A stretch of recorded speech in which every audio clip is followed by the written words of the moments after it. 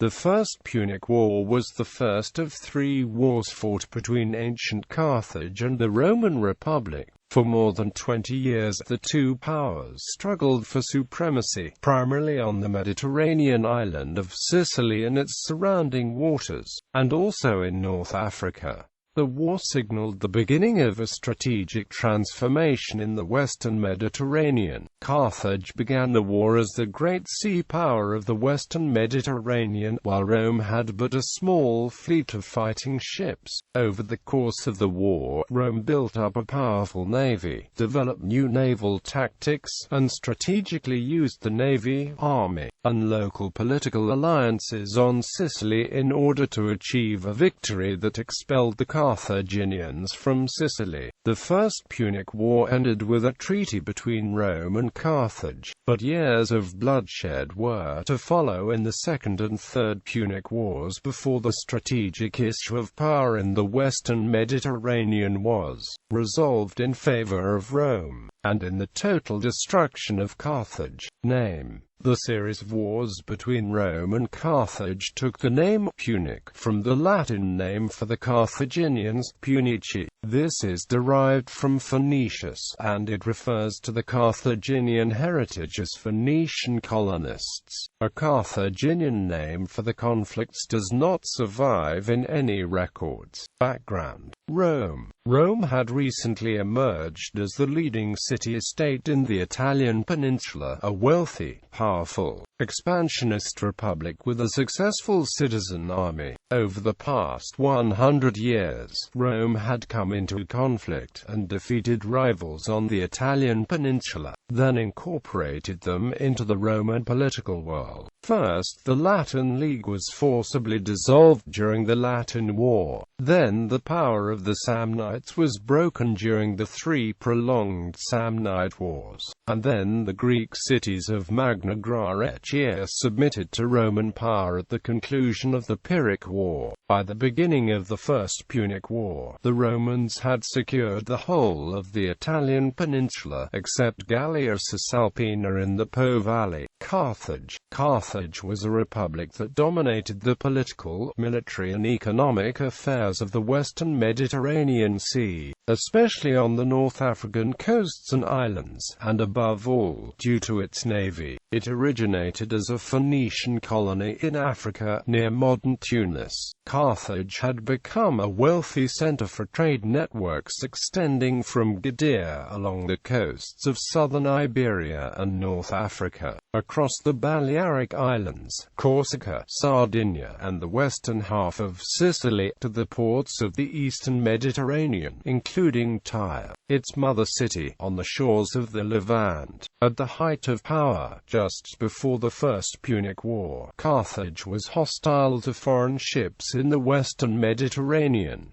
North African peoples such as the Berbers in the area around Carthage were loosely associated with Carthage. In the midst of the First Punic War, some tribes would rebel against Carthage, opening a second front while the Carthaginians battled the Romans in Sicily.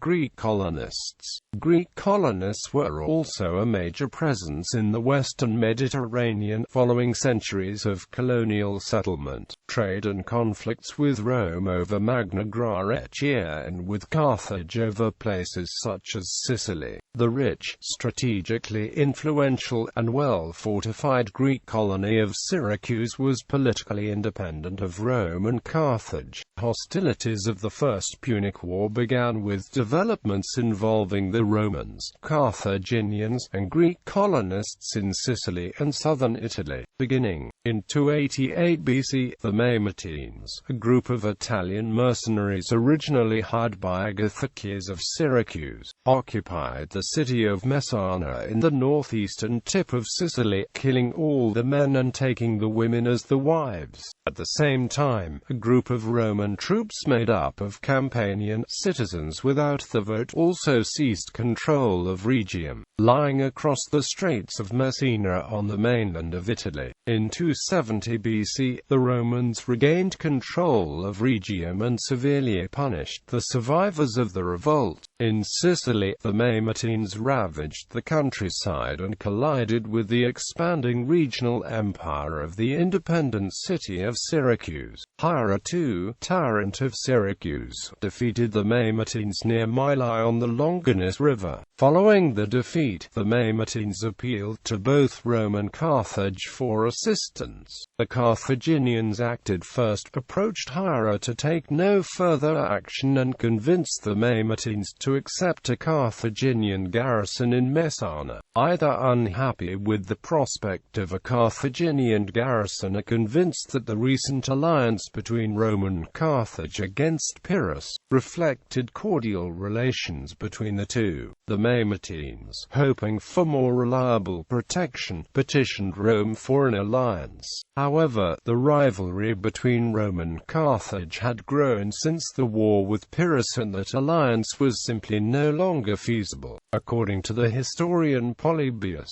considerable debate took place in Rome on the question as to whether to accept the Mamertines' appeal for help and thus likely enter into a war with Carthage. The Romans did not wish to come to the aid of soldiers who had unjustly stolen a city from its rightful possessors, and they were still recovering from the insurrection of Campanian troops at the Battle of Rhegium in 271.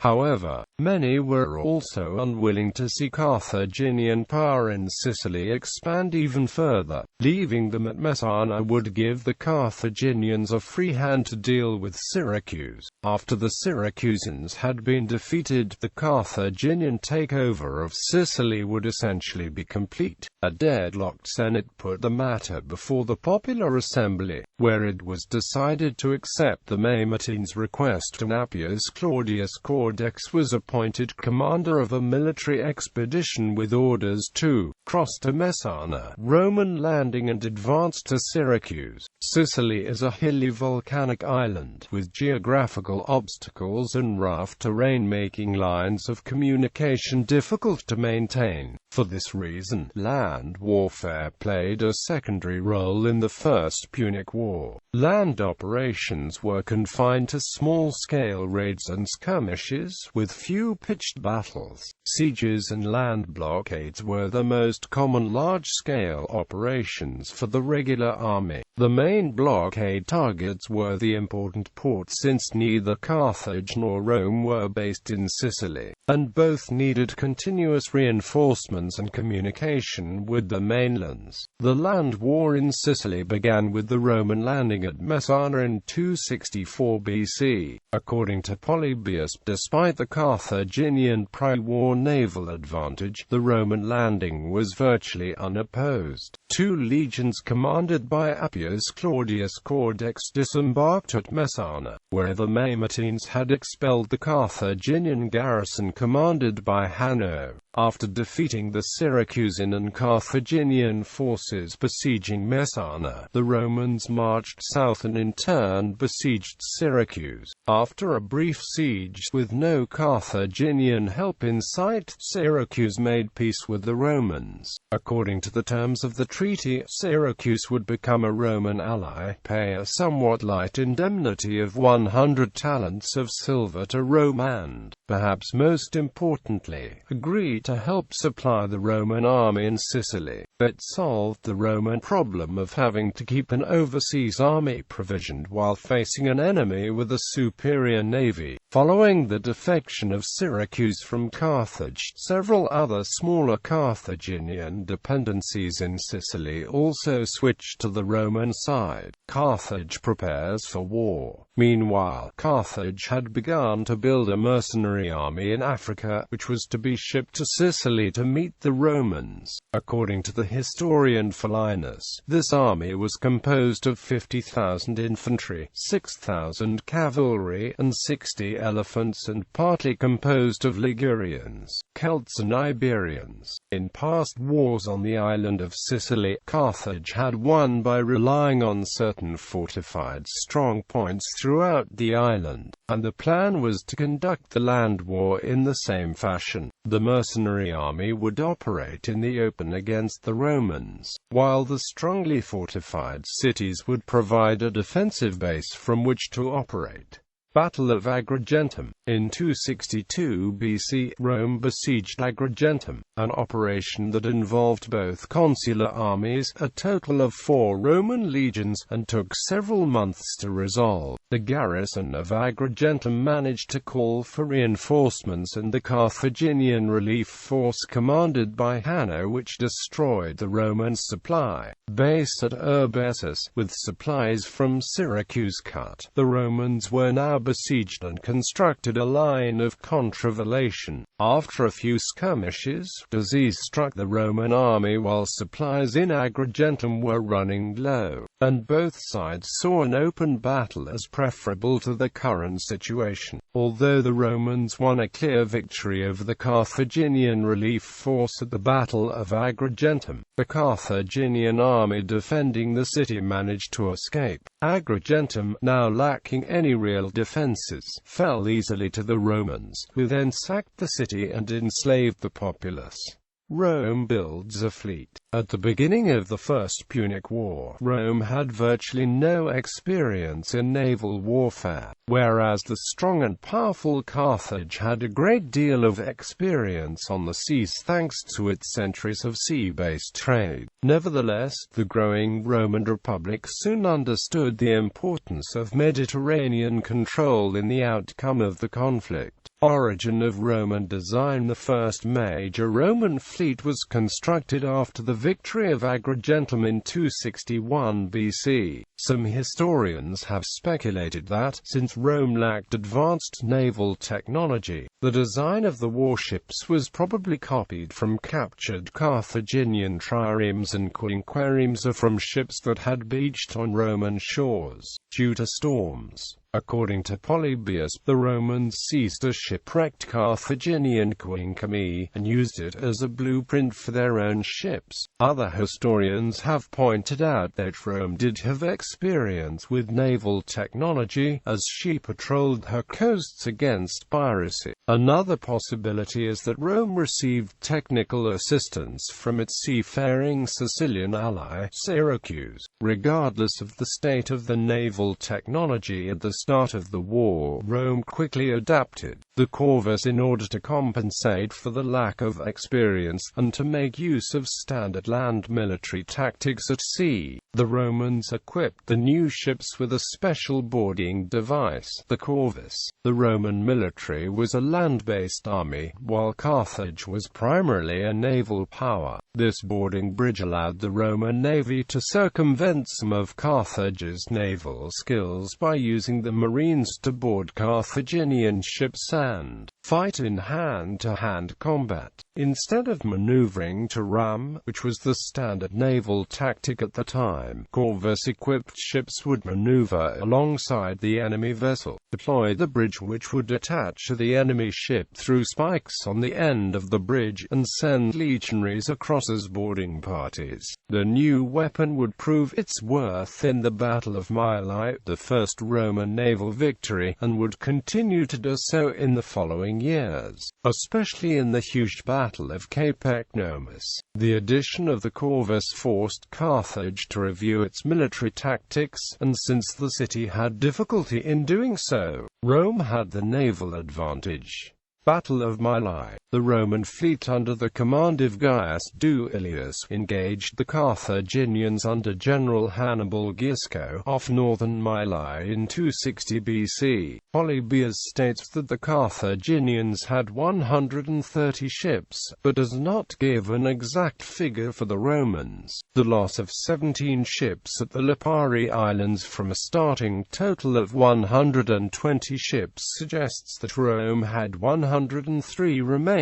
However, it is possible that this number was greater, thanks to captured ships and the assistance of Roman allies. The Carthaginians anticipated victory due to the superior experience at sea. The Corvi were very successful, and helped the Romans seize the first 30 Carthaginian ships that were close enough. In order to avoid the Corvi, the Carthaginians were forced to navigate around them and approach the Romans from behind. or from the side. The Corvus was usually still able to pivot and grapple most oncoming ships. After an additional 20 Carthaginian ships had been hooked and lost to the Romans, Hannibal Gisco retreated with his surviving ships, leaving Duilius with a clear victory. Instead of pursuing the remaining Carthaginians, Duilius sailed to Sicily to retrieve control of the troops. There he saved the city of Segesta, which had been under siege from the Carthaginian infantry commander Amalcar. Modern historians have wondered at Duilius's decision not to immediately follow up with another naval attack. But Hannibal Gisco's remaining 80 ships were probably still too strong for Rome to conquer. Hamilcar's counterattack. The Roman advance now continued westward from Agrigentum to relieve in 260 BC the besieged city of Macula, which had sided with Rome and attacked by the Carthaginians for doing so. In the north, the Romans, with the northern sea flank secured by the naval victory at Battle of Mylae, advanced toward Thermae. They were defeated by the Carthaginians under Hamilcar in 260 BC. The Carthaginians took advantage of this victory by counterattacking in 259 BC and seizing Enna. Hamilcar continued south to Camarina in Syracusan territory, presumably with the intent to convince the Syracusans to rejoin the Carthaginian side. Continued Roman advance. The next year, 258 BC, the Romans were able to regain the initiative by retaking Enna and Camarina. In central Sicily, they took the town of Mytistratum, which they had attacked twice previously. The Romans also moved in the north by marching across the northern coast toward Panormus, but were not able to take the city. Invasion of Africa. After the conquests in the Agrigentum campaign, and following several naval battles, Rome attempted the second large-scale land operation of the war, seeking a swifter end to the war than the long sieges in Sicily would have provided. Rome decided to invade the Carthaginian colonies of Africa and usurp Carthage's supremacy in the Mediterranean Sea, consequently forcing Carthage to accept its terms. Battle of Cape Ecnomus. In order to initiate its invasion of Africa, the Roman Republic constructed a major fleet, comprising transports for the army and its equipment, and warships for protection. Carthage attempted to intervene with a fleet of 350 ships, but was defeated in the Battle of Cape Ecnomus. Regulus's raid. As a result of the battle, the Roman army, commanded by Marcus Atilius Regulus, landed in Africa and began ravaging the Carthaginian countryside. The Siege of Aspus was the first fighting on African land during the war. Regulus was next victorious at the Battle of Adus, forcing Carthage to sue for peace. According to Polybius, the terms suggested were so heavy that Carthage decided they would be better off under Roman rule. The negotiations failed, but fortunately for the Carthaginians, Xanthippus, a Spartan mercenary, returned to Carthage to reorganize its army. Xanthippus defeated the Roman army and captured Regulus at the Battle of Tunis, and then managed to cut off what remained of the Roman army from its base by re-establishing Carthaginian naval supremacy. Carthages Respite. The Romans, meanwhile, had sent a new fleet to pick up the survivors of its African expedition. Although the Romans defeated the Carthaginian fleet and were successful in rescuing its army in Africa, a storm destroyed nearly the entire Roman fleet on the return trip. The number of casualties in the disaster may have exceeded 90,000 men. The Carthaginians took advantage of this to attack Agrigentum. They did not believe that they could hold the city, so they burned it and left. Renewed Roman offensive. The Romans were able to rally, however, and quickly resumed the offensive. With a new fleet of 140 ships, Rome returned to the strategy of taking the Carthaginian cities in Sicily one by one. Initial failure. Attacks began with naval assaults on Lilybaeum, the center of Carthaginian power on Sicily, and a raid on Africa. Both efforts ended in failure. The Romans retreated from Lilybaeum, and the Roman African force was caught in another storm and destroyed. Northern advance. The Romans, however, made great progress in the north. The city of Thermae was captured in 252 BC, enabling another advance on the port city of Panormus. The Romans attacked this city after taking Cephalodon in 251 BC. After fierce fighting, the Carthaginians were defeated and the city fell. With Panormus captured, much of western inland Sicily fell with it. The cities of Aeetes, Solus, Petra, and Tindrus agreed to peace with the Romans that same year. Northwestern expedition. The next year, the Romans shifted their attention to the northwest.